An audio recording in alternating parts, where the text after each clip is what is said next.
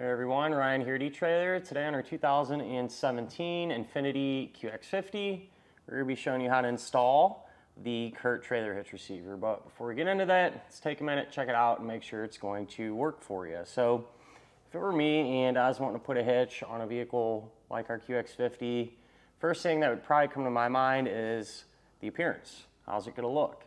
And with this one, you can't really get much better, honestly. For the most part, it's going to be completely hidden. The main body of the hitch will be tucked up in there, and you're really just going to be able to see the receiver tube opening.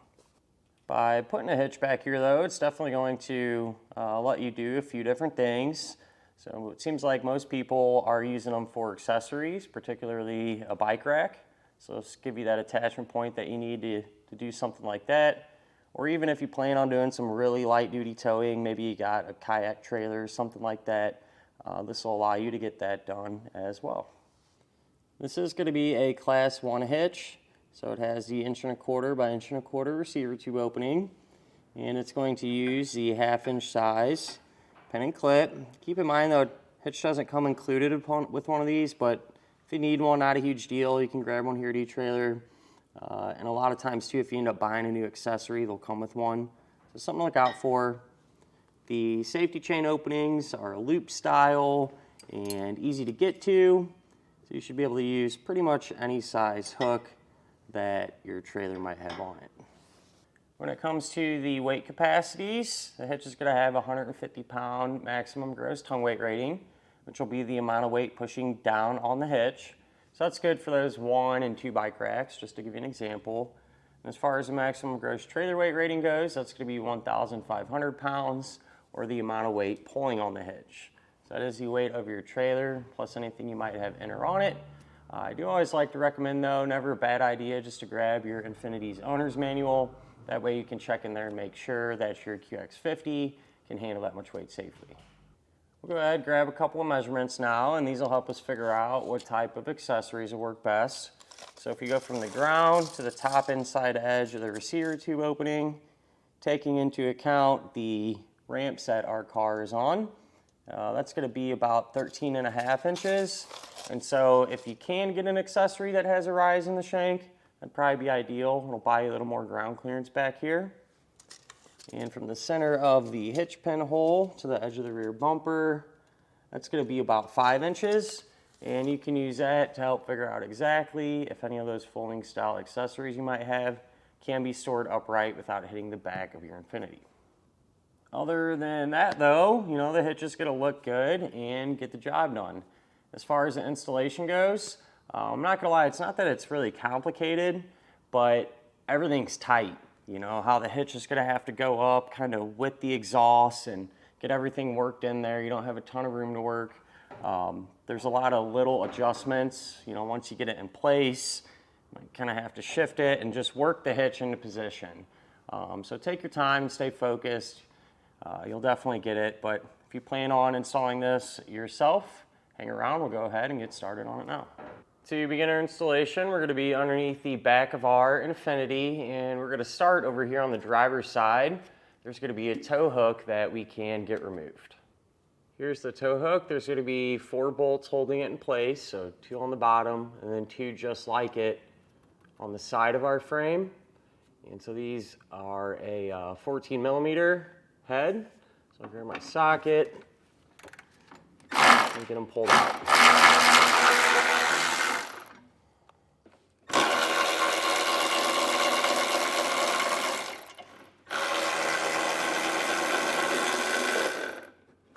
Get this removed from our vehicle and set off to the side, as we won't be reinstalling it.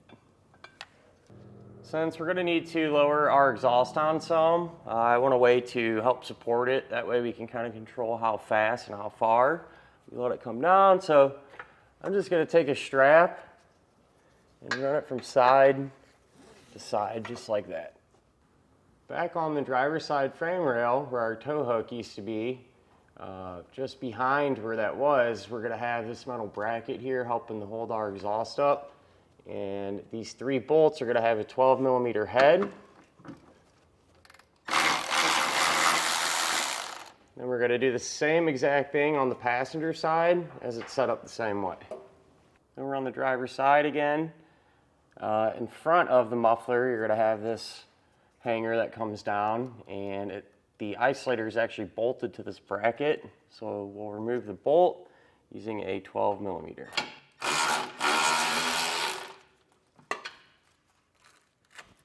If you continue to work your way towards the front of the vehicle, just following your exhaust pipes up, just in front of the rear axle, right here in this area, there's going to be 2 more exhaust hangers and some hardware that we can remove. So this is what we're looking for. That nut right there. All right, it's going to be set up the same on each side, and we want to get that removed. So I have a 12 millimeter socket, and we'll pull them out.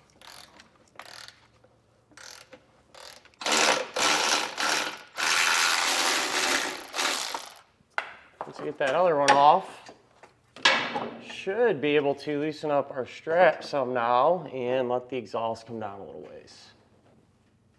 These hangers that we removed, they're still going to be inserted into the rubber portion there, and we need to get them completely out. So I just sprayed some soapy water on them to help lubricate them, and I think I'm just going to try to pull down on it.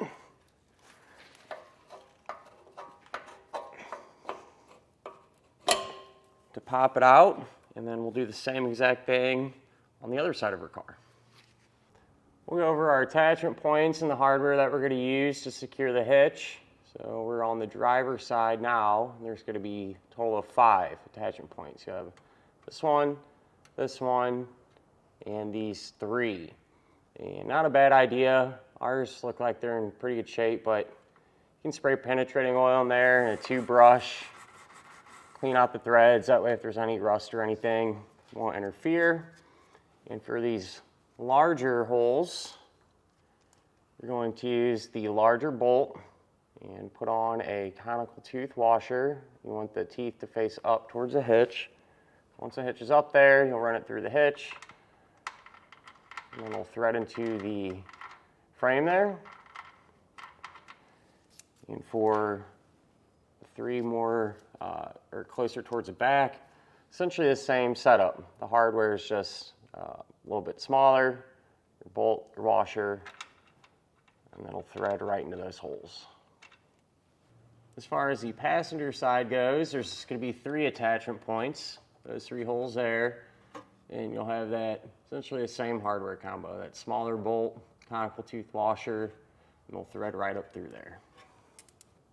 Before we get the hitch up, just going to kind of explain what we got going on here, because this part's a little bit tricky. It's tight, and kind of have to have everything work out just right. So when we put the hitch up, we're going to put it on top of our exhaust, and then when we're raising it, we're going to essentially try to raise the exhaust at the same time, and those metal hangers that we just removed, the long ones, that's what these studs here on the hitch are essentially replacing.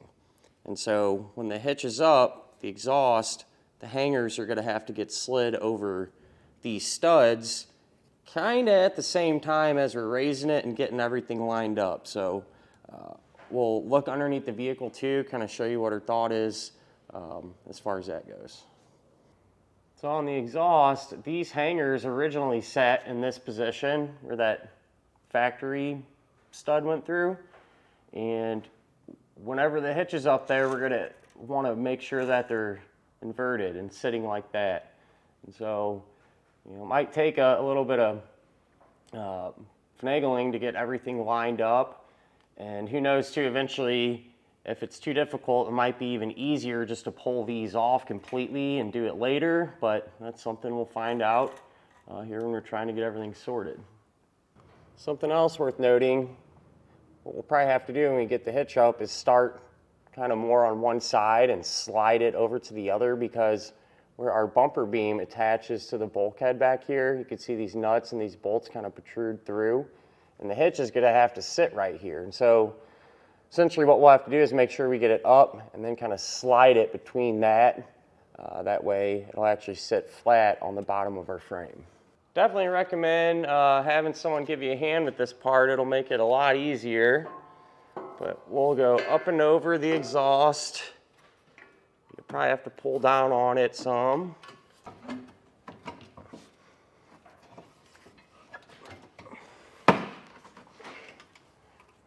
All right, so you got it loosely into place here, and just to help, honestly, kind of hold the hitch, I'm gonna take that hanger, get that into place. You should be looking to slide it back and let it rest on those, and then we can take a quick look at everything, make sure we're where we need to be here. So I was able to get our hitch up, and I'd be lying if I said it went right into place, because it definitely didn't. And I think what the best bet is, now that I've done it once, would be get the hitch up and slide it as far over as you can to the driver's side. Get it up above those bolts, and if you need to, you know, those are 12 millimeters, you can loosen them a little bit to buy you a little more room there. But get it up and slide it far over to the passenger side as you can at that point, and then take your passenger side of your exhaust, get it up and over the hanger on the hitch, and then essentially do the same thing at that point to the driver's side. You know, with this all the way over here, you should be able to lift the hitch up, scooch it over, make sure the exhaust is on top of it. And at that point, everything is so tight, it should be pretty much supporting itself, but you want to get it to where all the holes in the hitch are going to line up with the holes in the frame, and then get your hardware started. While the hitch is still loose, and before you tighten everything down, I'm going to make sure to get those exhaust hangers sorted. So best way that I think to achieve this is pushing up on the exhaust and then rotating it down onto the stud there on the hitch. So once you have all the hardware installed, we can tighten and torque it down. And I will say with these too, you know, if you're having a hard time getting everything lined up, if you get one or two started, maybe just snug it down and then loosen it back up, and that'll kind of help reshape the hitch. And you know, you might have to tap it over to one side or the other, front to back, to get everything lined up. But once they're all in there, yeah, we can get them tight and torqued. These, we'll use a 13 millimeter socket, and the bigger ones you can use a 17 millimeter socket.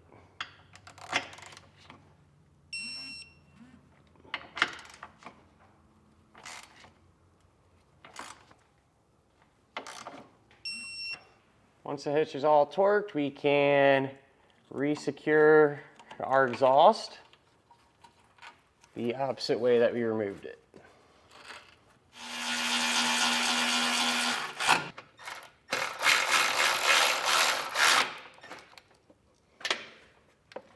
So once it's all supported again, you can get our strap removed from under our vehicle here.